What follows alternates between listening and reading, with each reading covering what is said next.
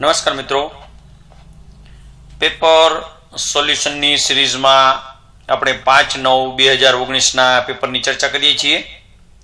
આગળ આપણે 3 પાર્ટ જોયા.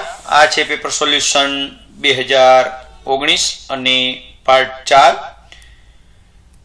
આ પેપરમાં આપણે પ્રેગ્નન્સીમાં થતા જોખમો, ન્યૂબોર્ન બેબીમાં ઇન્ફેક્શન ન લાગે તે માટે જરૂરી પગલાઓ, રાધા 26 વર્ષની પ્રાઇમી ગ્રેવિડા 5 માસની સગર્ભાવસ્થા સાથે આવે છે, શું તપાસ કરશો અને શું સલાહ આપશો? આગળ આપણે અથવામાં હતા તેમાં 310 એબોર્શનમાં માતાને શું સલાહ આપશો? એપિઝિયોટોમી મૂકવાના ફાયદા અને ગેરફાયદાઓ, ફેમિલી પ્લાનિંગની બિનકાયમી પદ્ધતિનું લિસ્ટ બનાવી અને PPIUCD વિશે સમજાવો. ત્યાર પછી આપણે જોયું હતું પર્પ્યુરલ સેપ્સિસ એટલે શું, તેને અટકાવવા માટેની એએનએમની ભૂમિકાઓ, સ્ત્રી અને પુરુષના ઇન્ફર્ટિલિટીના કારણો લખો. એનાથી આગળ ડિલિવરીના બીજા તબક્કાનું મેનેજમેન્ટ એટલે કે સેકન્ડ સ્ટેજ ઓફ લેબરનું મેનેજમેન્ટ જણાવો અને ટ્રુ લેબર પેઇન અને ફોલ્સ લેબર પેઇન વચ્ચેનો તફાવત જણાવો. અહીં સુધી આપણે પહોંચ્યા હતા. ત્યાર પછી પ્રશ્ન નંબર 3માં આજે આપણે ચર્ચા કરશું અને ઓલરેડી પ્રશ્ન આવી ચૂક્યો છે. AMTSL નું વર્ણન કરો એટલે કે acute management of third stage of લેબરનું વર્ણન કરો. તો આ રીતે પ્રશ્ન પૂછાય 2x6. તમને હવે ખ્યાલ આવી ગયો. 2 પ્રશ્ન લખવાના છે અને 6 માર્કનો પ્રશ્ન હોય.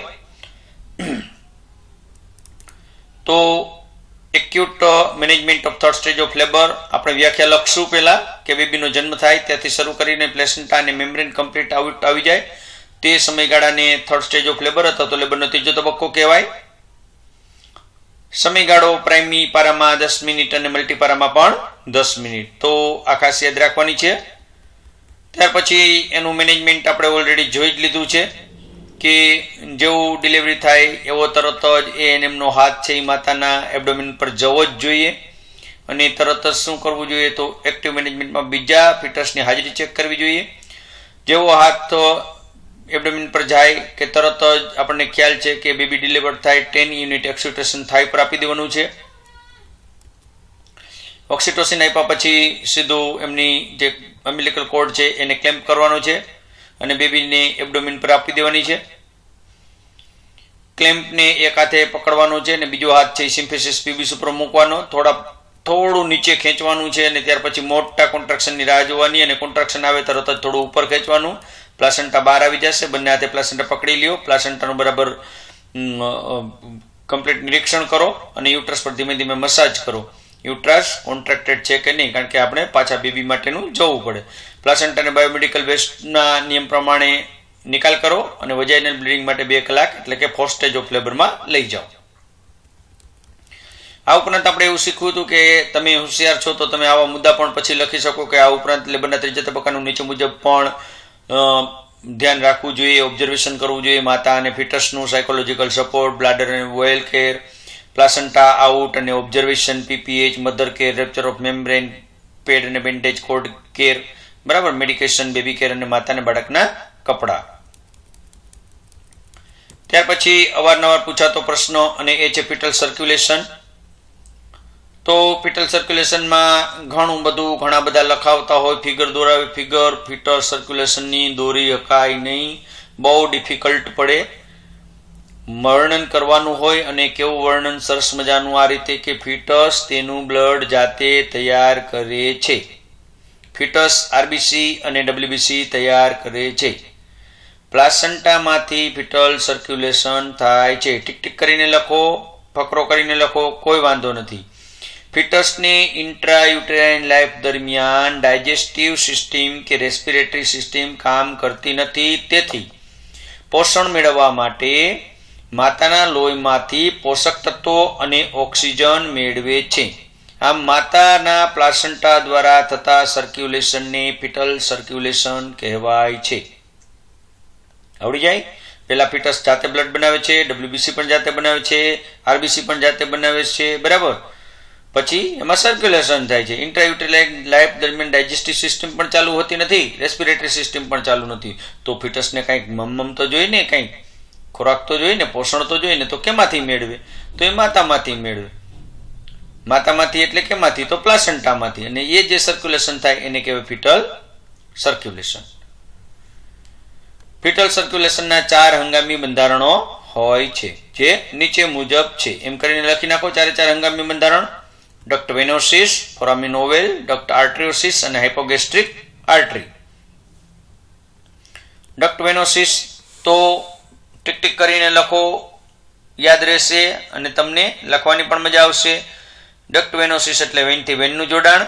કઈ વેન? તો અમ્બિલિકલ વેન અને ઇન્ફિરિયર વિના કહેવાનું જોડાણ, એને ડક્ટ વેનોસિસ કહેવાય.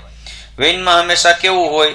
તો અહીંયા આપણે ફિટલ સર્ક્યુલેશનમાં યાદ રાખવાનું છે કે વેઇનમાં હંમેશા શુદ્ધ બ્લડ હોય.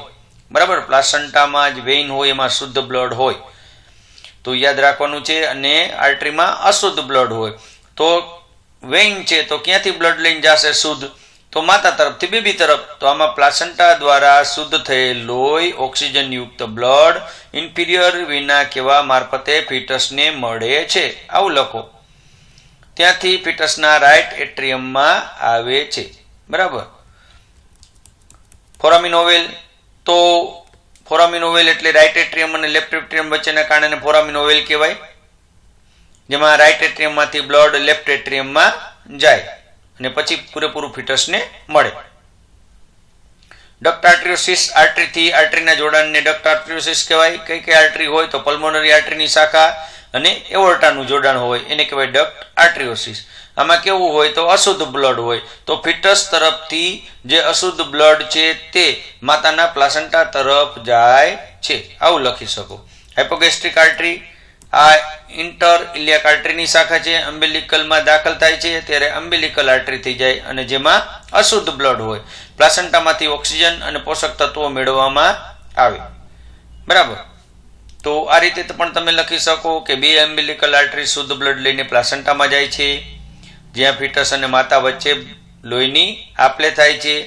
કાર્બન ડાયોક્સાઇડ અને નકામો કચરો છે એ માતાના લોહીમાં જાય છે અને માતાના લોહીમાંથી પોષક તત્વો લેવામાં આવે છે.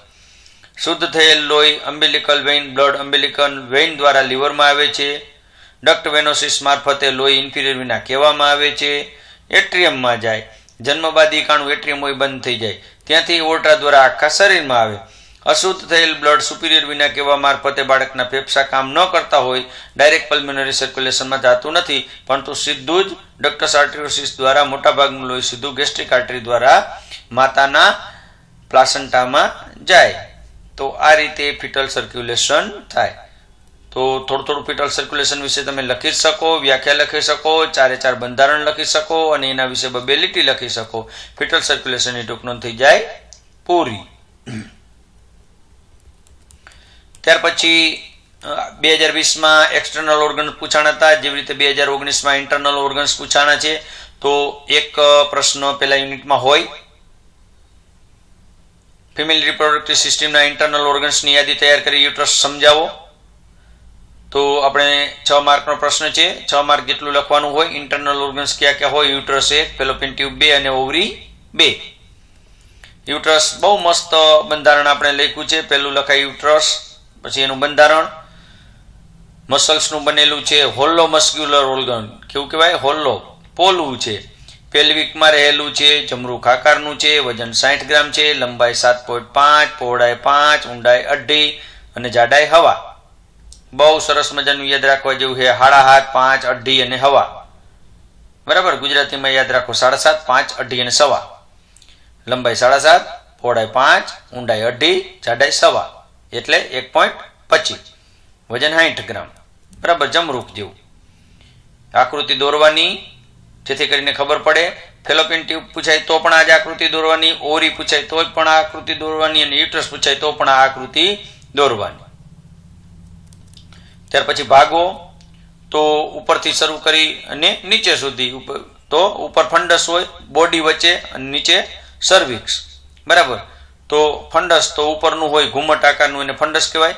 અને 2 ફેલોપિયન ટ્યુબ 2 કાનના શિંગડા વચ્ચે રહેલું હોય એટલે 2 ફેલોપિયન ટ્યુબ વચ્ચે રહેલું હોય તો ફંડસ. બોડી વચ્ચેનો જે 2/3 ભાગ છે એ બોડી અને નીચેનો ભાગ છે એ સર્વિક્સ કહેવાય. 2 લીટી 1 લીટી લખો તો પણ ટૂંક નોંધ આપણી મોટી થઈ જશે. એમાં સર્વિક્સમાં બે ઓપનિંગ હોય, એક ઇન્ટરનલ ઓસ હોય ને એક એક્સટર્નલ ઓસ હોય. લેયર એટલે આવરણ. તો તમને ખબર છે યુટ્રસ પર 3 આવરણ આવેલા હોય, બરાબર. પેલું કયું હોય તો અંદરથી શરૂ કરો કે બહારથી શરૂ કરો, બરાબર. અંદરથી શરૂ કરો તો એન્ડોમેટ્રિયમ આવે, બહારથી શરૂ કરો તો પેરીમેટ્રિયમ આવે. તો 3 લેયર હોય. તમને એમ થાય કે મને વર્ણન નથી, પહેલા લખી નાખો એન્ડોમેટ્રિયમ, માયોમેટ્રિયમ અને પેરીમેટ્રિયમ. એન્ડોમેટ્રિયમ સૌથી અંદરનું આવરણ છે, સિલેટેડ એપિથેલિયલ અને કનેક્ટિવ ટિશ્યુનું બનેલું હોય, બરાબર. મોટા ભાગના ફેરફારો આમાં જોવા મળે, ગળીવાળું હોય, બરાબર, અને પોચું ને ગાદી જેવું હોય. માયોમેટ્રિયમ તો વચ્ચેનું હોય, બરાબર, આજુબાજુ બ્લડ વેસલ્સ વધારે હોય. અને આ માયોમેટ્રિયમમાં આપણે લખવાનું લિવિંગ લાઇગેચર હોય, બરાબર. બહુ જાજુનું લખો તો હાલે, પણ માયોમેટ્રિયમમાં લિવિંગ લાઇગેચર હોય જે બ્લીડિંગ કંટ્રોલ કરી શકે. પેરીમેટ્રિયમ ઉપરનું પડ હોય, એના ઉપર સિરસનું કવર હોય, બરાબર, અને એનાથી બ્લાડરનો ભાગ શરૂ થાય તો પેરીમેટ્રિયમ કહેવાય. બ્લડ સપ્લાય અને નર્વ સપ્લાય આવડી જાય. બ્લડ સપ્લાય યુટેરિન આર્ટરી અને ovarian artery, nerve supply sympathetic અને પેરાસિમ્પેથેટિક નર્વ. યાદ રાખજો, પેરાસિમ્પેથેટિક અને સિમ્પેથેટિક નર્વ, બરાબર. પોઝિશન હોય યુટ્રસની, 2 પોઝિશન હોય અને ખાલી જગ્યામાં અવારનવાર પૂછીએ, બરાબર. અને ખાલી જગ્યામાં આપણને 1-2 વખત આપણને પૂછ્યું છે, તો યાદ રાખજો કે આગળની તરફ ઝૂકેલું હોય તો એન્ટીવર્ટેડ, પાછળની તરફ ઝૂકેલું હોય નમેલું હોય તો રિટ્રોવર્ટેડ. એન્ટીવર્ટેડ, રિટ્રોવર્ટેડ. લિગામેન્ટમાં આપણે 2 જ લિગામેન્ટ યાદ રાખવાના છે. આવી રીતે 2 કે 3 લિગામેન્ટ કે યુટ્રસની ફ્લોરને જે આધાર આપે છે એના માટે લિગામેન્ટ હોય છે જે નીચે મુજબ હોય: ટ્રાન્સવર્સ લિગામેન્ટ, બ્રોડ લિગામેન્ટ અને રાઉન્ડ લિગામેન્ટ. 3 લિગામેન્ટ યાદ રાખજો, વધારે લિગામેન્ટ યાદ. અહીંયા યુટેરાઇન લિગામેન્ટ હોય, ઓવેરિયન લિગામેન્ટ હોય, બરાબર, પેલ્વિક લિગામેન્ટ, કેટલા બધા લિગામેન્ટ હોય, પણ આપણે ટ્રાન્સવર્સ, બ્રોડ અને રાઉન્ડ લિગામેન્ટ યાદ રાખજો. ત્યાર પછી યુટ્રસના લાસ્ટમાં કાર્યો લખી નાખો કે એડોલેશનથી મેનોપોઝ અવસ્થા સુધી યોગ્ય ફેરફારો થયા કરે, પ્રસૂતિ દરમિયાન જે કંઈ વધારાનું મટીરિયલ બહાર કાઢે, સગર્ભાવસ્થા દરમિયાન પહોળું થાય, ફિટસનો વિકાસ કરવા માટે જરૂરી છે, ફિટસના રક્ષણ માટે જરૂરી છે, ફિટસને પોષણ પૂરું પાડે છે, બરાબર. તો આને કહેવાય યુટ્રસના કાર્યો. ત્યાર પછીનો પ્રશ્ન આગળનો ડ અને એ છે. એનિમિયા થવાના કારણો લખી અને તેને અટકાવવામાં ANM નો રોલ જણાવો. આપણને એકાદ એવા જે કન્ડિશન છે કે પ્રેગ્નન્સી સાથેની કન્ડિશન, એમાં સિફિલિસ, ગોનોરિયા, HIV, એનિમિયા, બરાબર. તો આવી એકાદ કન્ડિશન આપણને પૂછાય કે પ્રેગ્નન્સી દરમિયાન એનિમિયા છે ખૂબ સામાન્ય છે. WHO ની ગાઈડલાઈન મુજબ 11 ગ્રામથી ઓછું વજન ધરાવતી હોય તેવી માતાને આપણે એનિમિયા છે એવું કહી શકાય.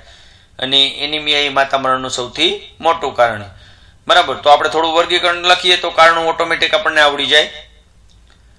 એનિમિયા ડેફિશિયન્સીના લીધે થાય, એ તો આયર્ન, ફોલિક એસિડ અને વિટામિન B કોમ્પ્લેક્સની ડેફિશિયન્સી હોય તો થાય.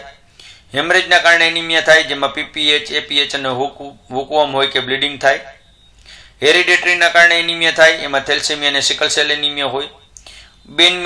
બોન મેરો ડેફિશિયન્સી એટલે કે અમુક પ્રકારની દવા જેવી એસ્પિરિન જેવી દવા લીધી હોય તો થાય. અમુક પ્રકારના રોગો જેમાં મેલેરિયા, TB, પાઇલ્સ, ફિશર વગેરેથી થાય. કારણોમાં આપણે એમ લખી શકીએ કે ફોલ્ટી ડાયટ હેબિટ હોય, ક્યારેય આયર્નવાળું ખાધું ન હોય, બરાબર, કાયમી પીઝા, બર્ગર, હોટડોગ એવું દાયબું હોય તો એનિમિયા થાય. માલન્યુટ્રિશન, ખોરાકમાં આયર્નનું પ્રમાણ ઓછું, ખોરાકમાં B કોમ્પ્લેક્સનું પ્રમાણ ઓછું, આયર્ન લોસ થવાથી, મેલેરિયા જેવા રોગ થવાથી, બ્લડ લોસ થવાથી અને વર્મ ઇન્ફેસ્ટેશન હોય ત્યારે. લક્ષણો લખો તો ઠીક છે, આપણે સારવાર આપણને માંગી છે. લક્ષણો ન લખો તો પણ ચાલે, બરાબર. તો આપણને સારવાર માંગી છે, બહુ ચિહ્નો લક્ષણો આપણે ન લખીએ તો ચાલશે, પણ આપણે સારવાર જે કીધી હતી કે આયર્ન થેરાપી આપવી, યોગ્ય ખોરાક, પછી ખોરાક તમે લખી નાખો, તમને બધું આવડે છે ન્યુટ્રિશનનું, બરાબર. કાપવાથી કાળે પડી જાય તેવા તમામ ફળ, શાકભાજી, બાજરી જેવા ધાન્યનો ઉપયોગ કરવો, ગોળ, બીટ, આથલાનો રસ વગેરે લેવાની સમજણ આપવી, તમામ પ્રકારની ભાજી લેવાની સમજણ આપવી, મેલેરિયા, હુકવર્મ અને TB અને ડિસેન્ટ્રીની સારવાર કરવી, જરૂર જણાય તો ઇન્ફેરોન ડ્રીપ, જો હિમોગ્લોબિન ઓછું હોય તો હોસ્પિટલમાં ડોક્ટરની સુપરવિઝન હેઠળ આયર્ન સુપોર્ટ થેરાપી આપવી, જરૂર જણાય તો બ્લડ ટ્રાન્સફ્યુઝન આપવું, જરૂર જણાય તો એન્ટીબાયોટિક આપવી, આરોગ્ય શિક્ષણ આપવું, વિપ્સ થેરાપી, બરાબર, weekly iron folic supplementation therapy આપવી જોઈએ. તો આ હતી એનિમિયામાં આપણી ભૂમિકા, અને એની ભૂમિકા હજી વધુ તમારે સચોટ લખવી હોય તો તમે હેલ્થ સેન્ટર મેનેજમેન્ટનો જે પ્રશ્ન હતો એમાંની તમારી એનિમિયાની ભૂમિકા હતી કે સર્વે કરવો, શંકાસ્પદ કેસોને અલગ તારવવા, કેસો જેવા કે એમ કરીને, કેસો જેવા કે એમ કરીને પછી આ બધાય આપણે લક્ષણો લખવાના. થાકી જાય, શ્વાસ ચડી જાય, ચક્કર આવે, પાલ્પિટેશન, કબજિયાત હોય, પગમાં સોજા હોય, હથેળી અને આંખોની ફિકાશ હોય, આવા કેસોને અલગ તારવવા. સાલી મેથડ વડે HB કરવું, બરાબર. HB કર્યા બાદ જો HB ઓછું હોય તો નીચે મુજબની સારવાર આપવી, જેમાં પછી આખી આ સારવાર લખાય. આ રીતે પણ તમે પ્રશ્ન લખી શકો. તો આ હતો પ્રશ્ન નંબર 3, અને ત્યાર પછી આવશે પ્રશ્ન નંબર 4, અને ખૂબ જ અગત્યનો પ્રશ્ન અને નવો પ્રશ્ન જે રમણચા એટલે કે reproductive maternal newborn child health, એની ટૂંક નોંધ. તો એની ટૂંક નોંધ આપણે ક્યાંય છે નહીં, લખી નથી, અને મસ્ત બહુ સરસ મજાની બનાવેલી છે. તો નેક્સ્ટ આપણા વિડીયોમાં જોશું રમણચા. ખૂબ ખૂબ આભાર, ધન્યવાદ. બધા વાંચજો, ઘરે રહેજો અને ખૂબ નિરોગી રહેજો. આભાર, ધન્યવાદ.